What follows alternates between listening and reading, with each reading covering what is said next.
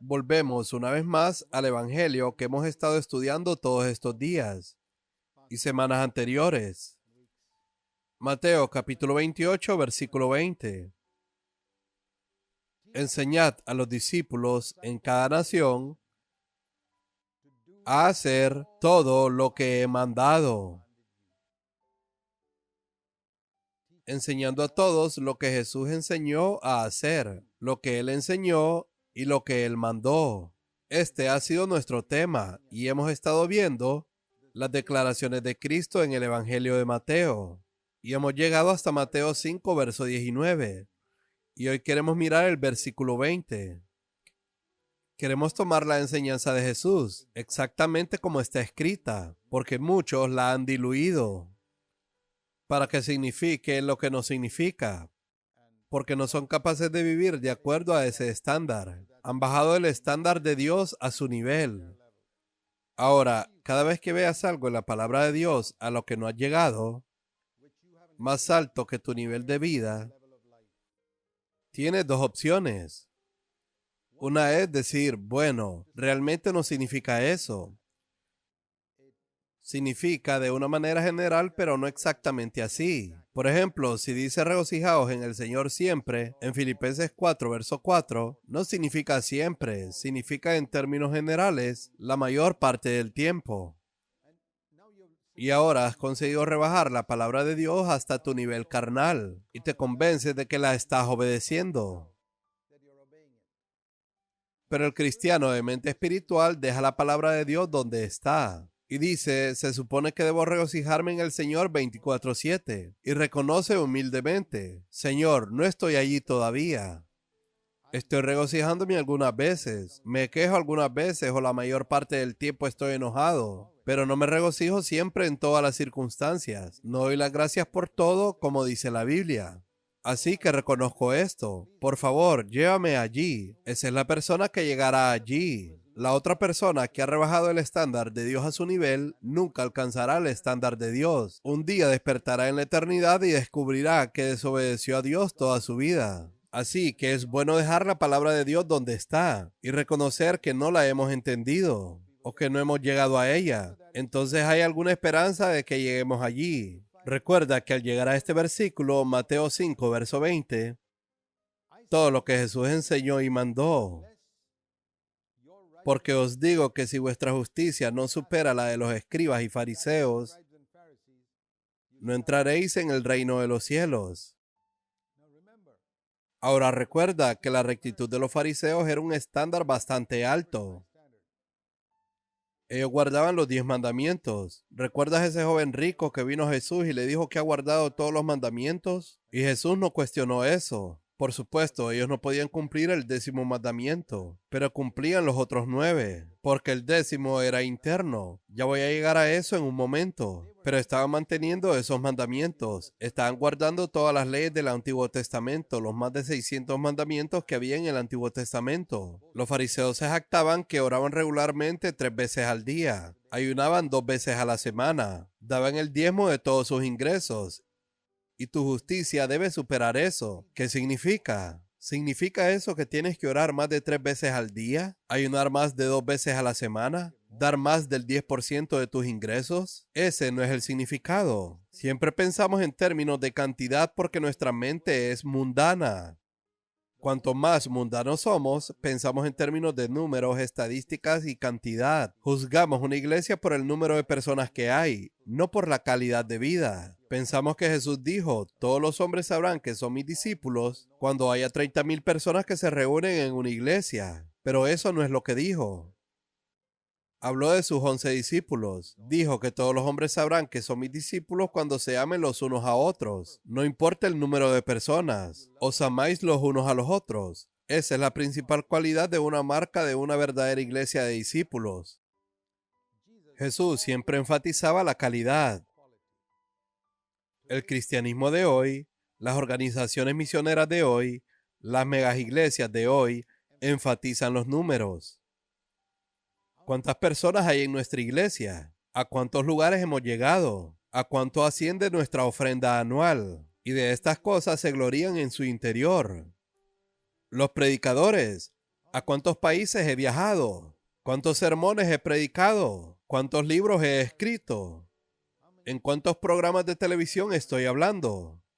Estas son las cosas de las que se glorían las personas carnales. Jesús siempre enfatizaba la calidad. La sal, la calidad. La luz, la calidad. Sus discípulos al final de su vida. Tenía 11 discípulos. ¿Era ese un número grande? Pero mira la calidad de su vida. 11 discípulos que podían poner el mundo de cabeza. ¿Dónde se encuentran discípulos así? Que lo han abandonado todo y que no tengan ningún interés en el dinero y cosas por el estilo. Es muy raro encontrar un predicador así en el mundo hoy en día. Así que vemos que es en calidad lo que Jesús quiso decir cuando dijo que su justicia debe exceder la justicia de los fariseos. Es en calidad, no en el número de actividades que ellos realizan y en las que tú participas. No tiene nada que ver con el dinero, con el orar, con el ayuno, tiene que ver con la calidad de vida. Y luego continúen los versos restantes. De hecho, hasta casi al final del Sermón del Monte se llevó explicando este versículo. Podemos decir que la mayor parte del Sermón del Monte está explicando Mateo 5, verso 20. ¿Quieres entrar en el reino de los cielos? Habla mucho de ello. Bienaventurados los pobres de espíritu, porque de ellos es el reino de los cielos. Verso 10. Bienaventurados los que padecen persecución por causa de la justicia, porque de ellos es el reino de los cielos. Y ahora dice que vuestra justicia debe ser mayor que la de los escribas y fariseos, si quieres entrar en el reino de los cielos. ¿De qué manera? Había dos cosas buenas acerca de los fariseos sobre las que Jesús mismo dio un certificado. Si Jesús podía dar un certificado sobre algo, puedes estar seguro de que era bastante bueno. Déjame mostrarte esas dos buenas cualidades en los fariseos. Mateo capítulo 23, versículos 2 y 3. Mateo 23, versos 2 y 3. Jesús dice que los escribas y los fariseos están sentados en la cátedra de Moisés. Por lo tanto, todo lo que os digan que hagáis y observéis, hacedlo. Pero no hagáis según sus obras. Así que lo que está diciendo aquí es, todo lo que te dicen que hagas, lo puedes hacer. Su doctrina es correcta. Es el primer certificado que les da. No diría eso de los herodianos, que eran mundanos. No diría eso de los saduceos, que no creían en los ángeles ni en la resurrección de entre los muertos. No diría a los discípulos todo lo que los saduceos os dicen que hagáis, porque sus doctrinas eran erróneas. Pero cuando se trataba de los fariseos, decía que sus doctrinas eran correctas. Tiene un certificado. Y el otro certificado que Jesús dio a los fariseos está en Mateo 23, verso 25. Porque limpia el exterior de la taza y del plato. Eso significa que tu vida externa es muy recta. He aquí otro testimonio que el Señor dio sobre los fariseos. Su vida exterior era recta. Ahora bien, si tu vida exterior es recta y tus doctrinas están bien y son correctas, podría seguir siendo un terrible fariseo que va camino al infierno, porque es a esta gente que Jesús les dijo en Mateo capítulo 23. ¿Cómo escaparéis de la condenación del infierno? Dice más abajo en Mateo 23, verso 33. Ustedes que tienen todas sus doctrinas correctas, ustedes cuyo exterior de sus vidas es muy limpio, ¿cómo vas a escapar de la sentencia del infierno? ¿Crees que Jesús diría eso a algunos cristianos de hoy? Tu doctrina está bien. Tu vida externa es tan buena que la gente te aprecia. ¿Cómo escaparéis del infierno, mis queridos cristianos? ¿Qué es lo que busca Jesús? Nuestra justicia debe superar en calidad a la justicia de los fariseos. Ahora bien, estas no son verdades cómodas que a los cristianos les gusta escuchar, porque hemos sido mimados y consolados durante mucho tiempo, y predicador tras predicador nos han asegurado que nuestros pecados son perdonados, que vamos camino al cielo y que la sangre de Jesús es todo lo que necesitamos. Bueno, es mejor confiar en la palabra de Dios que en lo que te dice algún predicador. Mira lo que dijo el mismo Jesús. Si tu justicia no supera en calidad a la justicia de los fariseos, no vas a entrar en el reino de los cielos. No importa qué predicador te asegure que vas a ir allí. Es mejor escuchar a un predicador que te señale la palabra de Dios y te diga la verdad. No te lleves una sorpresa en el día del juicio, amigo mío. Ahora él lo explica. Dice, ¿cuál es el estándar que mantienen los fariseos? El estándar de la ley, externamente, el externo de la copa. Habéis oído que se dijo, no cometerás homicidio. Eso está bien. Cuando no cometes un asesinato en esa área, el exterior de tu taza está limpia. Pero él dice, ¿qué pasa con el interior de la copa? Esa es la pregunta. Tu doctrina puede ser correcta, pero ¿qué pasa con el interior de la taza? Por lo tanto, te digo que no solo el hombre que comete asesinato es responsable de un tribunal. Versículo 21. Te digo que si un hombre tiene la semilla del homicidio en su corazón, ¿qué es eso? Ira. El asesinato nace de la ira. Y esa es la semilla. Es como una pequeña semilla de bellota de la que crece el gran roble. La ira es la semilla de la que surge el asesinato. Y Jesús iba a la raíz del problema. El Antiguo Testamento podemos decir que la ley era como un par de tijeras que recortaban el fruto. El fruto malo cuando venía del árbol. Pero Juan el Bautista dijo, Jesús ha venido con un hacha a la raíz de los árboles. Ha venido a golpear la raíz del problema. Para usar un ejemplo moderno, podemos decir que la ley era como un ungüento que se aplica sobre una llaga que te sale en el cuerpo, para evitar que se extienda. La ley restringía a la gente del homicidio, del adulterio y de tantos males. Este ungüento lo untamos inmediatamente. La llaga se va, pero aparece en otro sitio. Te sale en la pierna y te la vuelves a frotar. Y de repente alguien descubre un antibiótico. Y el doctor dice, ahora no necesitas seguir frotando el ungüento. Toma este antibiótico y atacará la raíz del problema para que te deshagas de esta enfermedad que te está causando esas erupciones en la piel. Y puedes curarte. Así que esto es lo que hace la gracia. La gracia ataca la raíz del problema. Entonces dice, quiero decirte que la ira te hará responsable ante el tribunal. Verso 20. En el Antiguo Testamento el asesinato te hará responsable ante el tribunal. Pero yo estoy diciendo que la ira te hará igual de culpable hoy. Así que en el Antiguo Testamento eras culpable si cometías asesinato. Y en el Nuevo Testamento eres culpable cuando te enfadas. Y la ira que solo está en el corazón, aún no ha salido de mi boca. Y la ira en tu corazón, versículo 22, te hace culpable. He aquí la primera actitud incorrecta. Hay 9 actitudes incorrectas de las que Jesús habló después de hablar de las 9 actitudes correctas. Habla de 9 actitudes incorrectas que puede tener la gente. Y la actitud incorrecta número 1 es la ira. Y si tienes ira en tu corazón, es una actitud equivocada. Y ya eres culpable.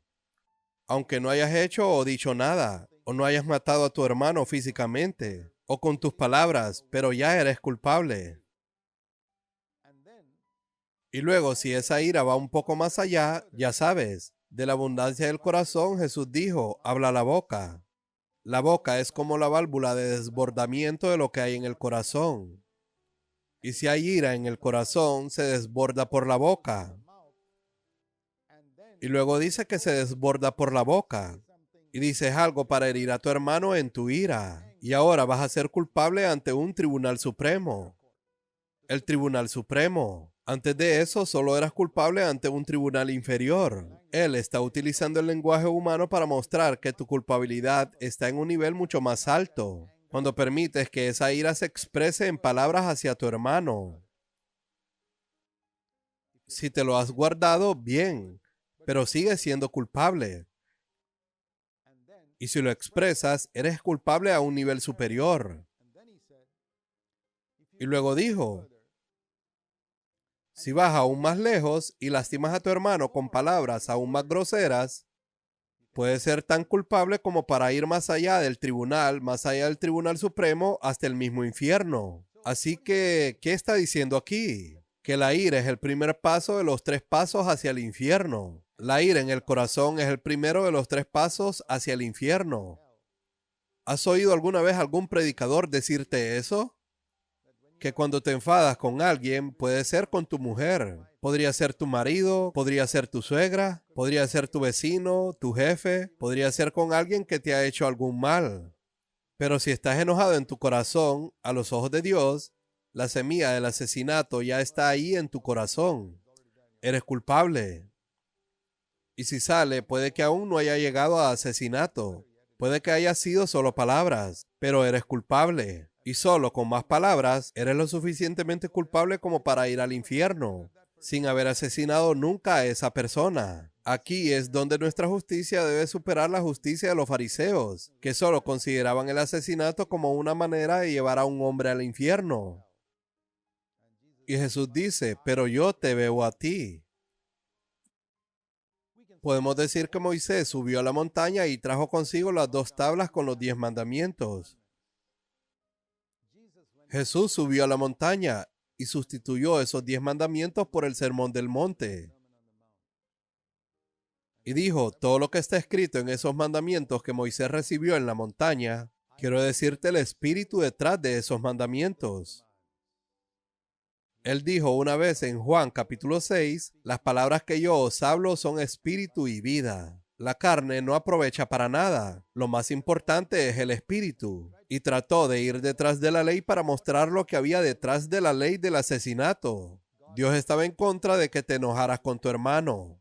Es una cosa seria. Y si estás enojado con tu hermano, ¿qué debes hacer? Es maravilloso que el Señor nos dé una solución. No solo identifica el problema, sino que nos da una solución. Un verdadero profeta no solo indicará el pecado en una iglesia o en una persona, sino que proporcionará una solución como un buen médico. No solo diagnostica la enfermedad, sino que nos dice la cura. Esto es lo que debes hacer. Y entonces dice, te presentas ante Dios con tu ofrenda y te das cuenta de que has pecado, y entonces acudes a Dios y le dices, Señor, perdóname. Traes tu ofrenda de disculpa a Dios, pero Dios dice que eso no es suficiente. No voy a aceptarlo. No voy a aceptar esa ofrenda por tu disculpa. Déjalo ahí. Primero ve con tu hermano contra quien hablaste, a quien heriste. Deja allí tu ofrenda, porque te acuerdas de tu hermano a quien heriste. Ve primero a reconciliarte con tu hermano, versículo 24. Entonces vuelve y pídeme perdón. Entonces vuelve y presenta tu ofrenda. ¿Cuánta gente hace eso? Cuando has herido a tu esposa con alguna palabra que has dicho, o has herido a tu esposo por algo que has dicho, o a un compañero de trabajo. Como cristiano, ¿qué es lo primero que debes hacer? Debes de darte cuenta de que has hecho algo malo. Ir a esa persona y decirle, lo siento. No ir a Dios. El Señor dice aquí, no vengas primero a mí. Tenemos que entender aquí la ley de Dios. Tienes que ir primero a aquel a quien heriste. De lo contrario, Dios ni siquiera escuchará tu oración. Está muy claro. Acude primero al hombre y no a Dios. Primero reconcíliate con tu hermano, luego ven a presentar tu ofrenda. Pero la gente puede decir, ¿qué pasa si voy a mi hermano y le pido perdón y él no me perdona? Tu responsabilidad ha terminado. Ahora es entre él y Dios. Si te guardas rencor, Dios se encargará de él. Pero tú has terminado tu responsabilidad. No tienes que obligarle a que te perdone. Tienes que hacer todo lo posible para saldar tu deuda con él, porque has pecado contra él. Y en lo que a ti respecta, tu reconciliación estará completa cuando hayas hecho tu parte. Ahora, si él no te perdona, eso es entre él y Dios. Si una persona no perdona a otra, irá al infierno. Eso no es asunto tuyo. Tienes que hacer tu parte, pedir perdón y luego venir a Dios, ofrecer tu ofrenda. De lo contrario, dice, si no lo haces, entonces puedes irte finalmente al infierno. Ese es el significado de que te meterán en la cárcel. Y nunca podrás salir de allí hasta que hayas pagado la última condena. Demasiado tarde después de entrar en la eternidad para ir a pedir perdón a la gente. Por eso necesitamos arreglar todos los asuntos con Dios y con los hombres ahora mismo. El apóstol Pablo dijo una vez en Hechos, capítulo 24, en el verso 16, Hechos 24, él estaba hablando a Félix en un juicio. Y le dijo a Félix en el versículo 15, tengo una esperanza en Dios, que todos los hombres abrigan, de que ciertamente habrá una resurrección tanto de los justos como de los impíos. Creo que todos ustedes que son cristianos nacidos de nuevo, creen en dos resurrecciones. El libro de Apocalipsis habla de una primera resurrección y una segunda resurrección. Jesús habló en Juan 5 de la resurrección de los impíos y resurrección de los justos. Y aquí también dice, habrá resurrección de los justos e impíos. La gente muere y un día van a ser resucitados los justos y los impíos. Y dice, quiero estar en la resurrección de los justos, no en la resurrección de los impíos. Y para estar en la resurrección de los justos, ¿qué debo hacer?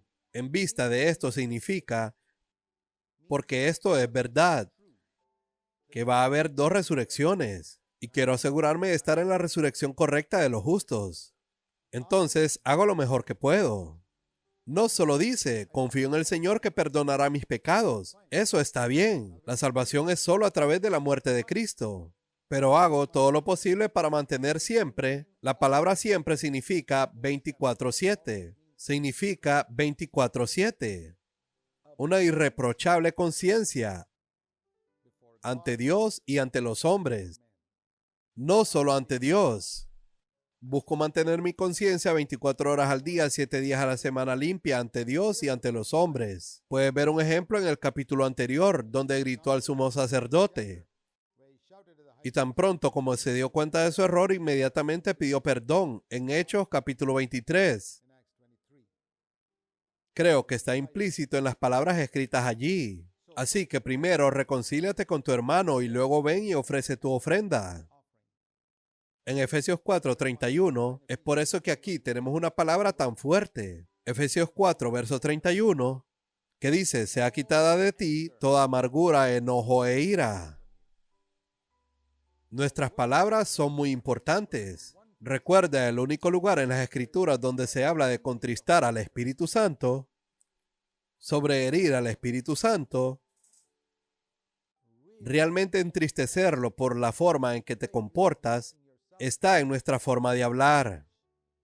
Efesios 4:30 dice, no contristéis al Espíritu Santo. ¿Y cuál es el tema en el versículo anterior y en el siguiente? Las palabras que hablamos. Que ninguna palabra podrida. Ese es el significado exacto allí en el verso 29. Podrida. El significado literal es que no dejes que ninguna palabra podrida salga de tu boca, sino solo lo que es bueno, para que dé gracia a los que oyen. Y no contristéis al Espíritu Santo con vuestras palabras. Por lo tanto, permítanme parafrasear el versículo 31, que todas las palabras amargas, palabras iracundas, palabras airadas, palabras clamorosas, palabras calumniosas sean desechadas junto con todas las palabras odiosas. El contexto son las palabras. Que todas las palabras airadas, rencorosas, amargas, los gritos, alaridos, la calumnia, el chisme, el odio se aparten de ti, porque así es como se aflige al Espíritu Santo. ¿Cuánto? Todo. Verso 31. Todo. Quiero preguntarles, queridos amigos, ¿cuántos de ustedes han tomado en serio esa palabra? Efesios 4, verso 31. ¿Crees lo que Jesús dijo, que nuestra justicia debe superar la justicia de los fariseos? No basta con decir que no he asesinado a nadie. Me he enfadado con la gente y me he expresado con ira y odio y he guardado rencor contra la gente. Quiero aclarar una cosa. Cuando levantas la voz a tus hijos, puede que no sea necesariamente enfadado. Puede ser porque no se toman en serio lo que dices. Ya sabes, es como si alguien está a 100 metros de ti, tienes que levantar tu voz para que te escuchen. No estás enfadado con ellos. Igual que ese niño puede estar sentado a tu lado y le dices que haga algo, pero en su mente está a 10 millas de distancia. Levantas la voz, no estás enfadado. Tengo que distinguir entre alzar la voz sin enfado y alzar la voz enfadado. Ahora, no te justifiques con eso, pero pregúntate si hay ira en eso. No hay excusa para hacer eso con adultos, con tu esposa o tu esposo. Nunca puedes poner esa excusa, porque levantar la voz al hablar con un adulto es casi siempre un signo de enojo. Pidamos ayuda al Espíritu Santo para alejar toda ira. Llamémosla homicidio y apartémosla de nuestra vida para poder agradar a nuestro Padre Celestial y que nuestra luz brille ante los hombres al escuchar nuestras buenas palabras, ver nuestras buenas obras y glorifiquen a Dios por lo que ha hecho en nuestra vida. Oremos. Padre Celestial, te damos gracias por tu palabra que nos eleva, que nos llama a subir más alto del bajo nivel en el que estamos viviendo. Queremos enseñar a la gente de todo el mundo a ser discípulos y a obedecer todo lo que nos has ordenado. Gracias por esta oportunidad. En el nombre de Jesús. Amén.